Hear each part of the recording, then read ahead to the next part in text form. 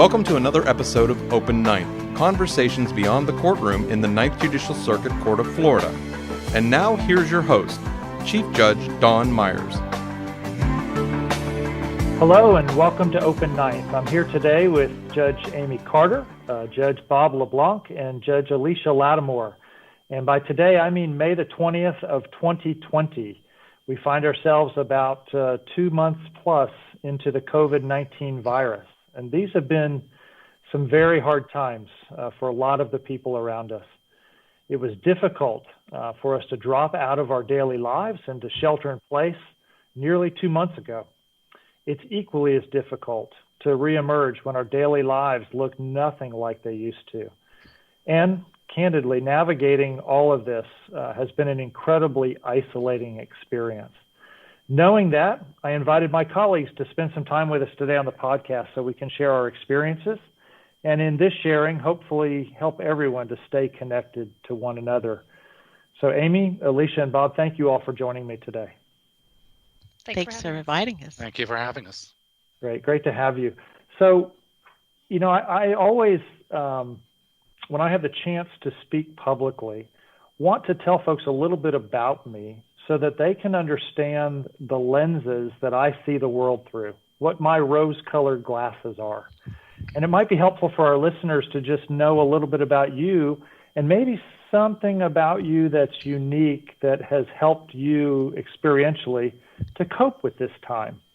So I know for me, I'm a psychology major, and Judge Lattimore, I think you are as well from Duke. Yes, is that right? That's correct. Yes. Sure. So I actually have some fragments of that educational experience and the things that I learned in my psychology degree that I think have been really helpful as I see my own experiences and I see those things of the people around me to evaluate how it is and why it is that they're adapting in the ways that they adapt. In addition to that, I'm a behaviorist. I was a speech-language pathologist before I went back to law school. And in that practice, looked a lot at rewards and punishments for certain types of behavior. And so it's been interesting to me as a behaviorist to evaluate some of what we see around us. But would you each just share a little bit? And let's start, Judge Lattimore, with you. I called you out on your Duke psychology degree. Tell us a little bit about you. And you know what might be helpful, too, is to know what division are you currently serving in and what are the cases that you're seeing? Yeah, sure. I'd love to speak about that. I'm currently assigned to the Domestic Violence Injunctions Division, which most people refer to as restraining orders. That's really how they tend to characterize those proceedings. And I'm there to hear matters where persons are seeking to have injunctions put in place for domestic violence, sexual violence, repeat violence. And I find that not only in that division, but in many of the divisions that I've had the pleasure of sitting in, that my psychology degree helps me even as much as my law degree does. And so that's been something that's been really a handy tool for me as I continue to serve on the bench. I also happen to preside over early childhood court, which is a problem-solving court for children between the ages of 0 and 5 who are in the dependency system. So, and in the child welfare system. So I've had a chance to kind of look at this from a couple of different ends. And it really has been an experience to watch the transition of those who we serve and those who are in our personal lives. Let me speak personally. As we've gone through this pandemic, to just observe the different ways and methods in which people use their coping skills or their lack of coping skills in times, and trying to assist with helping those who may have some difficulties. I am actually born and raised in Miami, Florida, one of 2 children. I live alone with 2 dogs, okay? And it's just me and my 2 puppies in the home, and we social isolate a lot together. But I haven't had a really difficult time because I was used to being pretty much in the home by myself. One thing that I've been able to use, and to my benefit and maybe to my detriment, is that I like to cook. And so being in the home all the time, I am constantly cooking a new meal and finding a new recipe. But unfortunately, it's just me and the dogs, and so I get to eat all that food myself. So I myself was also looking forward to the gyms one day being able to open up, and hopefully we can get to that point where we can do that safely. That's But great. we Hey, Bob. hopefully everything's going to work out well. Yeah. Judge LeBlanc, tell us a little bit about you and your background, the division you're serving in, and maybe some of those things that color or influence the way that you're seeing the world right now. Well, I'm in a criminal division. It's in my second year, but I practiced criminal defense for 17 years in private practice. I don't find that this time has been difficult for me. My wife and I have been together over 40 years. So one of our favorite things to do is to spend time together anyway, although we're much more used to spending time with friends and enjoying a dinner out with friends 2 or 3 nights a week. So one of the challenges has been not changed because we still love spending time together. We miss the social gatherings with friends. We've done some FaceTime happy hours, but we've also both been working every day. She owns a business that was ordered by the Department of Defense to remain open to fulfill her military contracts. And so she's had to go to work every day. As a public servant, I have felt it my obligation to continue coming to work every day. I live so close that I can come to the courthouse, and it's been a pleasure working remotely with other judges, but we've been busy. And it's frankly, I can't say it's stressful, but I notice there's an undercurrent that I'm really happy when I get home, and I'm happy to be home with my wife, just the two of us, to maybe have a glass of wine, talk about our day, and talk about dinner. And I also think there's been an obligation on the criminal courts. People get arrested. They get arrested for stupid things, and it's really made me weigh bond motions and things differently. I've looked at everyone and thought, is this person someone who really should be out, not exposed to potential coronavirus, or is this someone who's still a potential danger to the community? And we've really had to balance that out. It's taught me a lot. Good. Awesome. Hey, how about you, Judge Carter? I know you've got a little different background as well before you became a judge. Yes. So right now I'm actually serving in a criminal division. I handle all of the cases at the jail where someone's been arrested for whatever the reason may be. So I also been assigned to do all of the, or assist with all of the out-of-county matters that we've had, because during the pandemic, the sheriff's departments are not transporting the inmates from jail to jail. So there's a group that's been put together throughout the state that's been coordinating and working together on those matters. So I've been doing, helping out with that as well. So that's kind of what my role is here. So yes, before I went to law school, I was a social worker. I worked with mentally ill criminal defendants here in Orange County. So I definitely see, have had like that perspective as well. But for the pandemic, I have 2 small children. So it's been a lot different, I think, of an experience for my husband and I. My husband works, he's an engineer, and his work is largely done at the office. So to try to bring that into the home we have got an 8-year-old and a 4-year-old. And so that has been a challenge for us to be working at the house and also do homeschooling. Hi there. And also keep a 4-year-old occupied without putting them in front of an iPad all day. Yes. And so anyway, we're a family that thrives on structure. We're a very scheduled family. And so this has been certainly a challenge for us to figure out how to keep that structure together and keep everything kind of running as smoothly as possible. Great. So let's go back in time a little bit. January, February of 2020. And it's a new year. Hopes are high. There's a lot of optimism and good things going on around us. And talk to me a little bit about your sense of the days leading up to that order that required us to shelter in place or to stay at home. When did it first hit you? Maybe that's the conversation that, wow, this is real. This is something that we're all going to have to work through. Judge LeBlanc? I think I'm the oldest of the 4 of us here. My wife and I are both in our 60s.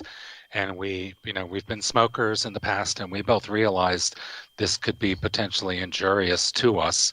And we have not been anywhere other than a supermarket 3 or 4 times since March 6th.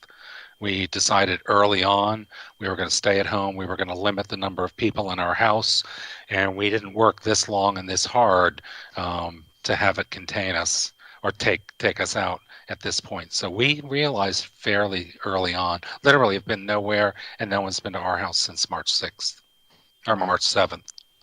Wow. Our experience, oh, I'm sorry, Alicia, I didn't mean to interrupt you. No, go ahead. Okay. Our experience was a little bit different. So my husband was monitoring this on Twitter since like January, and he was driving me nuts. I was like, I need you to stop with the coronavirus. And I remember he went to Publix, I'm going to say early March, and bought a bunch of groceries and put them in the Corona box in our front hallway closet. And I was kind of annoyed. I was like, what are you doing? Like, what are we going to do with this food? Turns out he was actually correct, and the coronavirus has been like emptied and refilled since this all started. But I don't think it hit me until the Friday that the kids got out for spring break, which I think was March 13th, because I volunteered at the school on that Thursday for field day, and they had all these kids, thousands of kids out on the soccer fields for field day. Spring break was the next day. Families were still going to Colorado skiing or whatever it was they were going to do. And it wasn't until that Friday, I think, that they said that the kids weren't going back to school that I was like, oh my gosh, this is going to happen. So yeah. I think I was just in denial about it happening. So I got to know, did your husband have the foresight to buy toilet paper and paper towels and Clorox wipes? Yes. Yes. Oh, yes.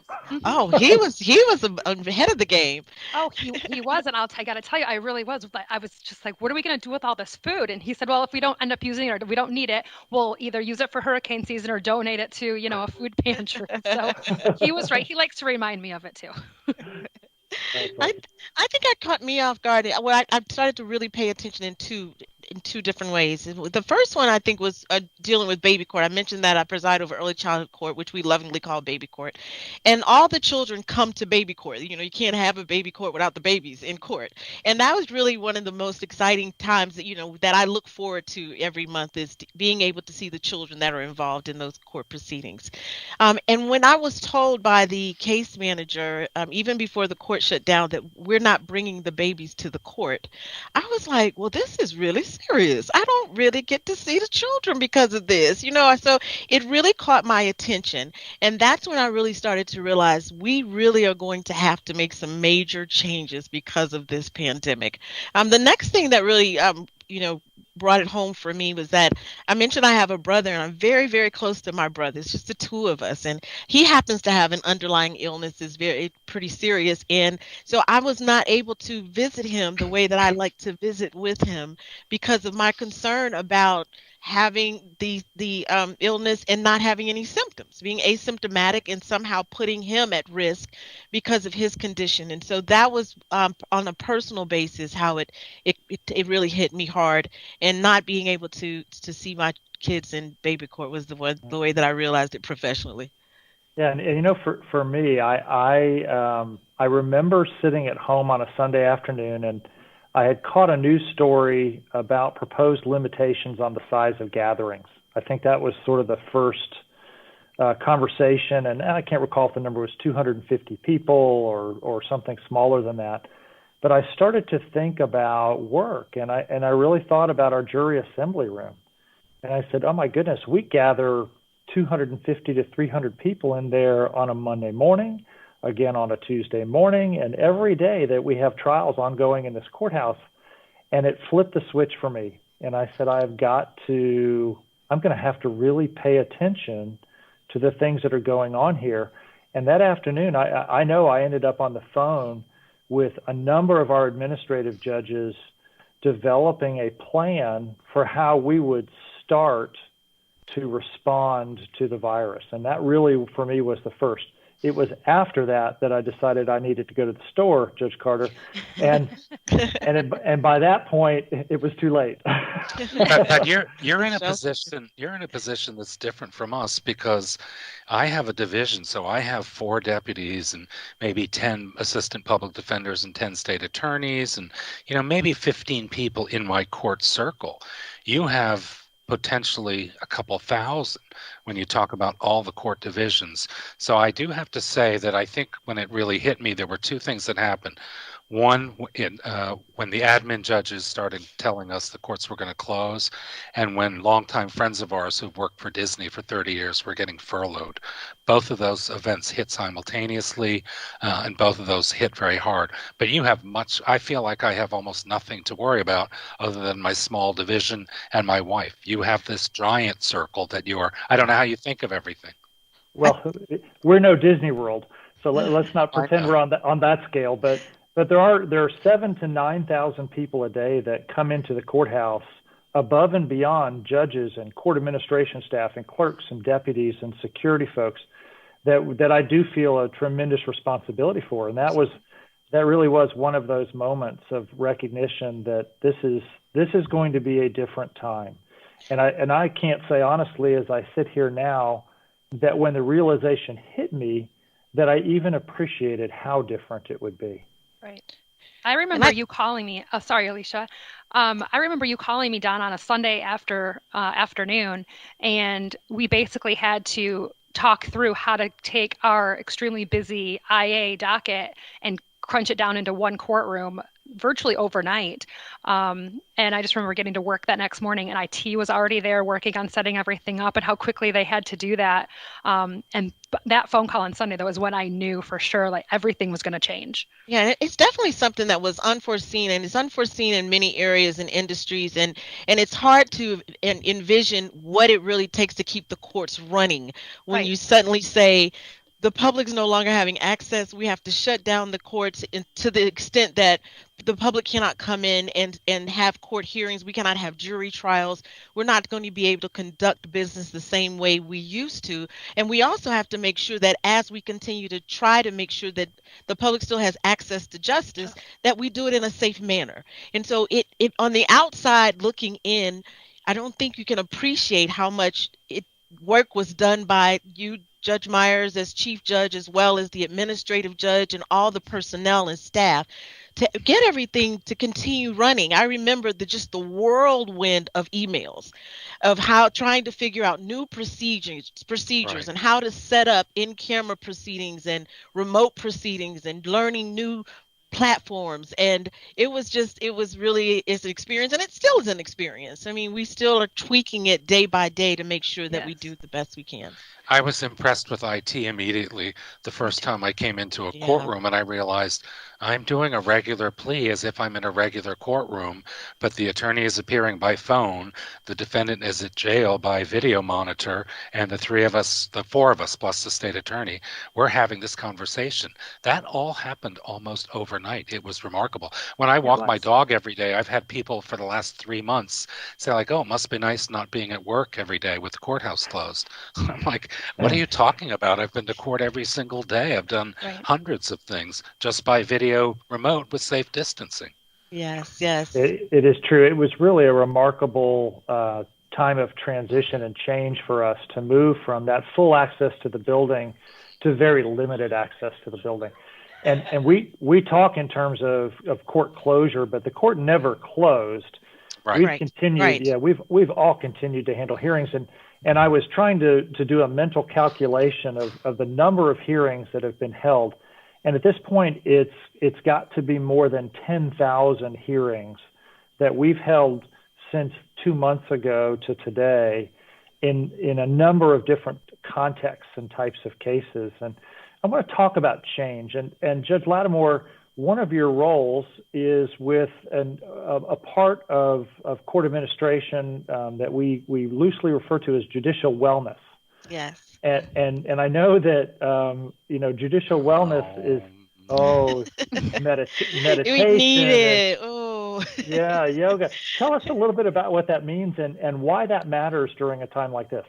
Yes, well, it's very important to all of us, and I always want to remind those who I speak to about judicial wellness that, judges are human too. And even though we may wear a black robe, we still have the same experiences with stress and the same experience with maybe anxiety.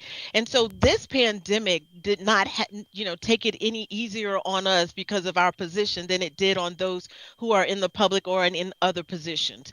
And so with us we're really a tight knit group as judges, the judges of the Ninth Circuit, we may have lunch together before this all happened. We would see each other in our courtrooms and our divisions. We would talk with each other.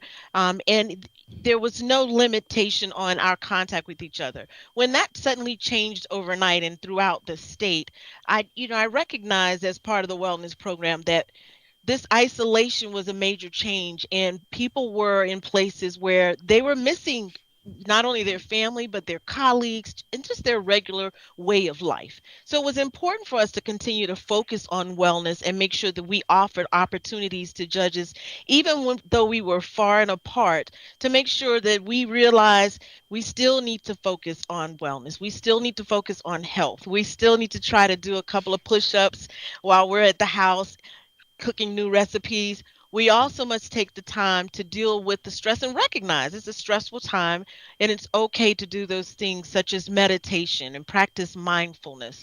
We have boards here, wellness boards now around the courthouse, so that we can offer information that would be helpful. Information that's helpful to parents such as Judge Carter, who suddenly have two little children in their home and Right. having to continue to make sure that their life is comfortable and stress-free, etc. So we wanted to make sure that we continue to offer those services through the wellness program. And the court administration has been very helpful. And we're continuing to do that statewide. We need to maintain the health of judiciary throughout this process. And I have not attended one of your wellness sessions, but when you send the announcements when the session is going to be, you also include lots of materials. So I read those materials, and it's made me very much aware of the need to address wellness, even though I'm sorry I haven't attended a session yet. That's okay, we're busy, but that's the first part, is just taking an opportunity to learn and to, use whatever you can to make sure that you maintain your wellness and your well-being.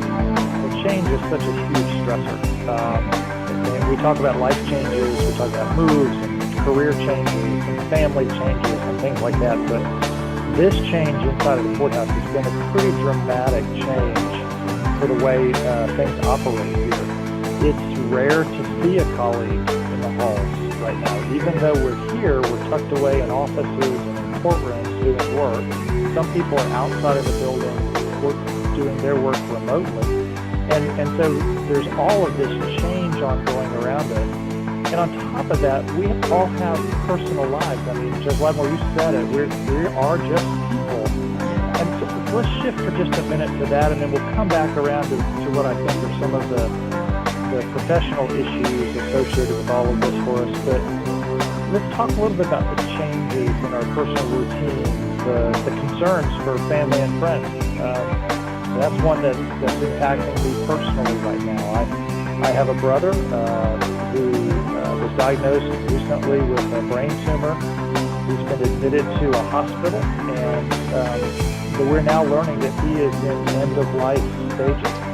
I'm sorry to hear that. Well, and I appreciate that, and we're working through this together as a family. But one of the restrictions is the inability to go to the hospital to spend time with him. And so we know that he's alone, that on our part, we don't get the ability to see and be with him during this time directly. We're doing video and as many other things as we can, but it is a challenge, and it really has raised an anxiety level in the midst of dealing with the COVID-19 and all of the changes associated both personally and professionally, staying at home or staying safe inside of a work environment. What are some of those things that you all have struggled with personally during this time?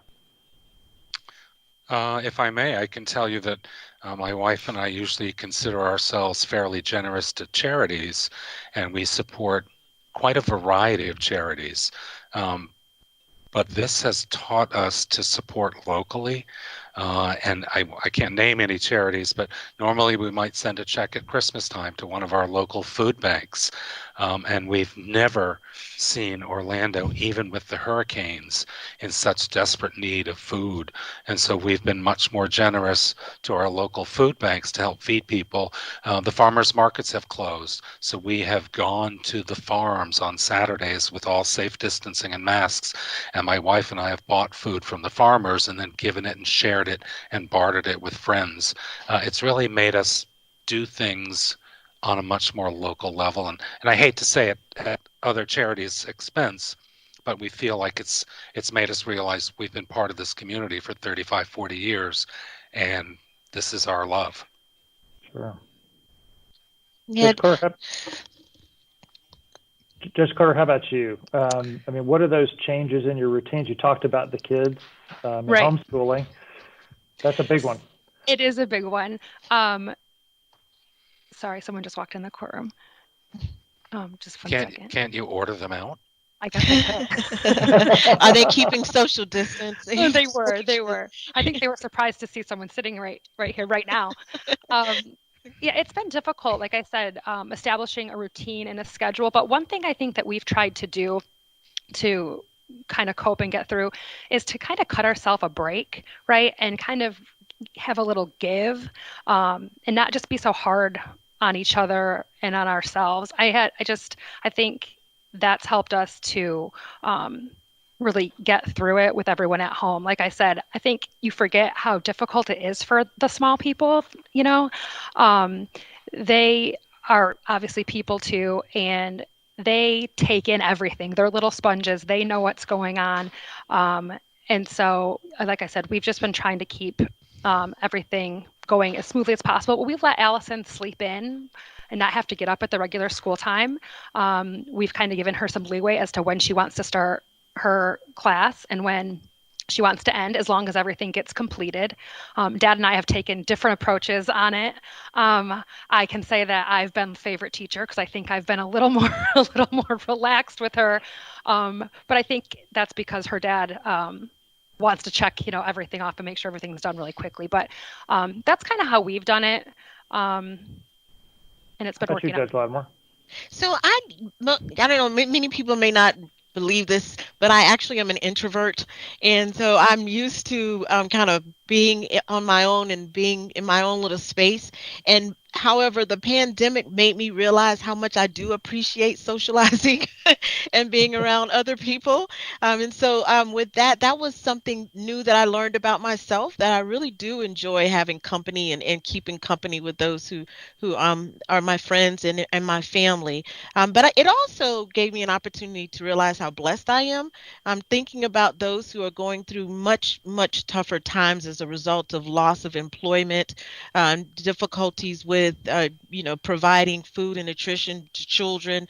I'm having children to go through this experience in life, like not having their graduation ceremonies or just having a different experience of not being around children to socialize and just the fun of going to college or the fun of going to school. So it made me really kind of have some empathy and sympathy for those who are having a much more difficult time and making me realize how blessed I really am although I've had some difficult times. Like I said, my brother, he needs a kidney transplant. And so I worry about him constantly. But I worry so much that I don't want to somehow expose him to anything that I might bring to his home. So those were the things that were able to help me get through that moment where I was being alone and by myself, not in a bad way, but able to process and really reflect on what this experience meant to me.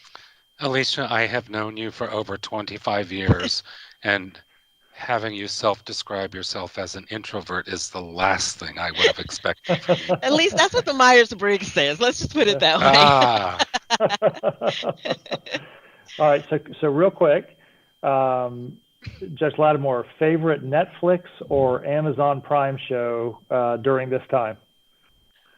Oh, wow. I watched for the first, there were a few of them, but I just happened to watch this new show, Insecure. I'd never watched it before. It's a comedy and, real life experience. I mean, it was a new one. I must admit, I watched Tiger King. I did watch that, and because it was just such a buzz, so I took the time to watch that. But I really like documentaries, and so I did have a chance to look over a few documentaries while I've been in the home.